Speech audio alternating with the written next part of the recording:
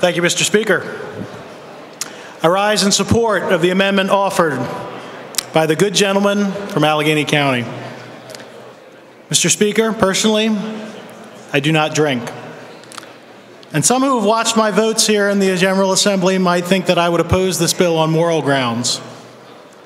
With that being said, I'd like to share some insights as one who lives in a relatively rural area about 5 miles from the states of Delaware and Maryland. Mr. Speaker, many of my constituents who are otherwise law-abiding regularly break the law by driving to Delaware and Maryland to purchase wine and hard liquor. The state store system forces everyday citizens to break the law, and in my view, perpetuates a perception by the general public that government is ineffective and unresponsive. Now, why is this the case? Why wouldn't people simply patronize the state store in Jennersville across the street from my district office? I can tell you why.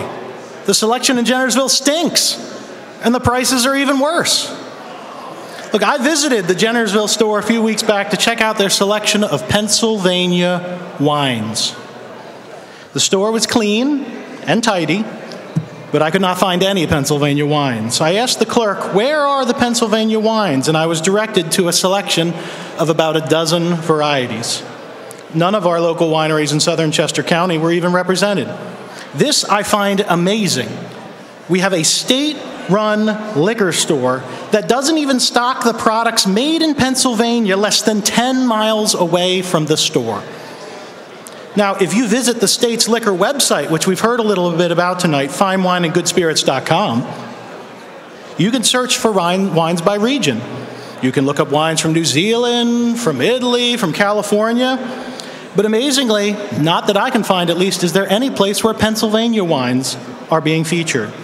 Here the state is running an operation that doesn't even take the time to promote our own homegrown wineries.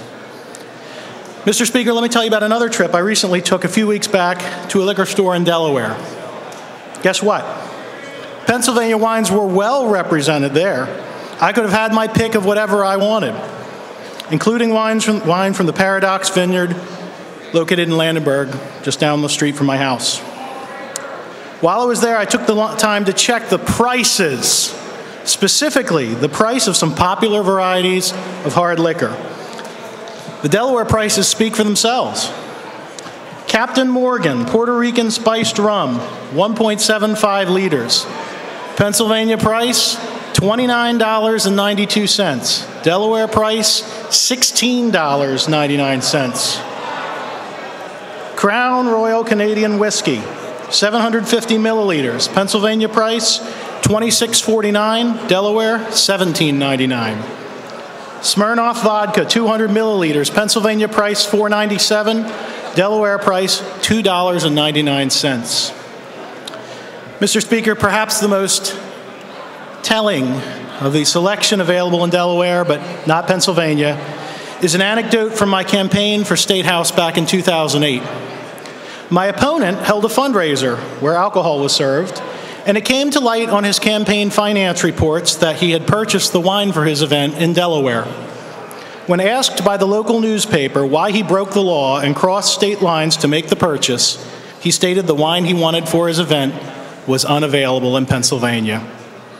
Mr. Speaker, the people of Pennsylvania are sick and tired of dealing with the arcane and obtuse state store system. Now is the time for action. I encourage an affirmative vote. Thank you.